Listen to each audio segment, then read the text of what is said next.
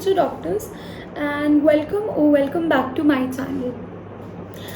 I am making this video specially क्योंकि आपको पता है कि अब नीट में 10 दिन रह गए हैं, ओके। एंड ये जो 10 डेज़ होते हैं ये रैंक डिसाइडिंग होते हैं, मतलब इन दिनों आपके मार्क्स में ईजिली 50 to 100 मार्क्स का फ़र्क पड़ सकता है, जो कि आपके एक सीट मिलने और ना मिलने का डिफरेंस हो सकता है। तो इस टाइम पे the first and foremost thing is don't give up, because this stethoscope will be the hardest thing that you earn, but it will also make you most proud of yourself. So subject wise आपको start करके मैं एक strategy बताती हूँ। सबसे पहले physics में what you have to know is that 20 to 25 questions are direct formula based. इसका मतलब that you have to revise formulas of every chapter, especially जो chapters आपको कम अच्छे से आते हैं। एंड कुछ चैप्टर्स होते हैं फॉर एग्जांपल सॉलिड या मैकेनिकल प्रॉपर्टीज़ जो बच्चे छोड़ देते हैं, बट आपको कोई भी चैप्टर नहीं छोड़ना है। हर किसी के एटलीस्ट फॉर्मूलाज आप रिवाइज करने का ट्राई करो, ठीक है। जब आप एक क्वेश्चन को देखो तो उससे लिंक्ड एटलीस्ट 3 फॉर्मूलाज जो भी उसके आसपास के हैं वो फॉर्मूलाज आपके माइंड में आने चाहिए कि इन फॉर्मूलाज में डायरेक्ट वैल्यू पुट करने से आपका आंसर आ सकता है। So try not to leave any chapters and you can revise the formulas, ठीक है। लास्ट में मैं आपको बताऊंगी कि ये सब चीज़ें रिवाइज करनी कैसे हैं। The second thing is chemistry में आपको स्पेसिफिकली ध्यान देना है उन चीज़ों में जो कि मेमोरी बेस्ड है, क्योंकि इस टाइम पे जो आप अपनी मेमोरी रिफ़्रेश करोगे वो ही चीज़ें आपको पेपर में अच्छे से याद आएंगी और आप अपना सारा एफर्ट उस पेपर में निकाल के उसका आउटपुट ला सकते हो, ठीक है।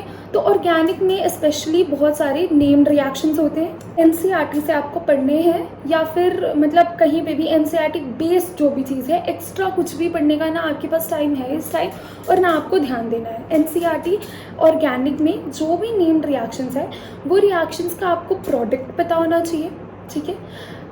देन उसके बाद आपको उसका हर एक इंटरमीडिएट स्टेप में क्या है वो पता होना चाहिए, उसके कैटलिस्ट, टेम्परेचर, इन चीज़ों पे भी क्वेश्चन आ सकते हैं, तो आप उन पे फोकस कर सकते हैं।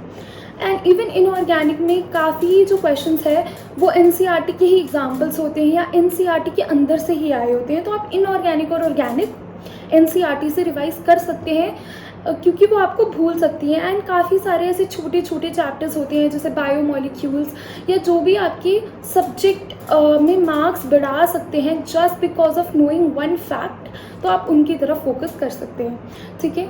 एंड बायो में आपको किसी भी चीज़ में ध्यान नहीं देना है, आपको सिर्फ ध्यान देना है एनसीईआरटी में।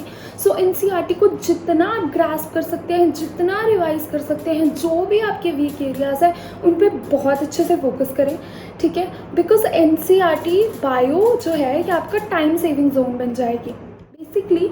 अब जैसे मैंने बोला कि फ़िज़िक्स के फॉर्मूला रिवाइज करने हैं या एनसीईआरटी तो पढ़नी ही है, तो ये कैसे करना है। आप ट्राई करें कि अब जो टाइम है आप एटलीस्ट हर सब्जेक्ट के क्वेश्चन लगाएं। तो फॉर एग्जांपल आप ऐसा कर सकते हैं कि आप एक क्वेश्चन पेपर लगा सकते हैं, तो उसमें आपको फिज़िक्स के जो भी क्वेश्चन आए आप उनके फॉर्मूलाज याद करने की कोशिश कीजिए। और अगर आपको नहीं याद आ रहे हैं तो आप क्या कर सकते हैं, आप वो फॉर्मूलाज खोल सकते हैं उस चैप्टर से और आप फिर उन फॉर्मूलाज को याद कर सकते हैं ताकि आपके फॉर्मूलाज रिफ़्रेश होते रहें, ठीक है। केमिस्ट्री में तो आप साइड बाय साइड अपनी ऑर्गेनिक और इनऑर्गेनिक रिवाइज कर ही रहे होंगे, सिमिलरली बायो में आप कर रहे होंगे। अब पेपर क्यों लगाना है, पेपर इसलिए लगाना है बिकॉज आपको देखना है कि आपका पेपर अटेम्प्ट कैसे करना है, आप वहाँ पे जाके कंफ्यूज ना हो जाओ। तो इसलिए जैसे आप पेपर अटेम्प्ट करेंगे तो सबसे पहले आप अपना वो सब्जेक्ट अटेम्प्ट करेंगे जो आपको सबसे अच्छे से आता है। मोस्टली बच्चे बायो से स्टार्ट करते हैं, बट कोई हार्ड एंड फास्ट रूल नहीं है।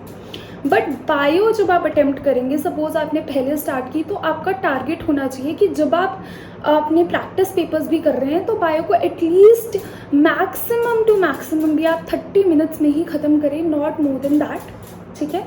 तो 30 मिनट्स में करें एंड उसके बाद आप आगे मूव फॉरवर्ड करें।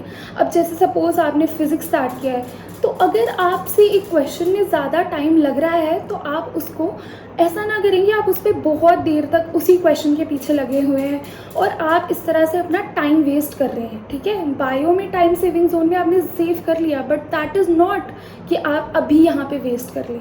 तो what you have to do is whenever you find that a question is too difficult or too time consuming, leave it. उसका रफ जो है जहाँ पे भी आपने किया है, let that be and move forward, ताकि आपके maximum number of questions attempt हो जाए.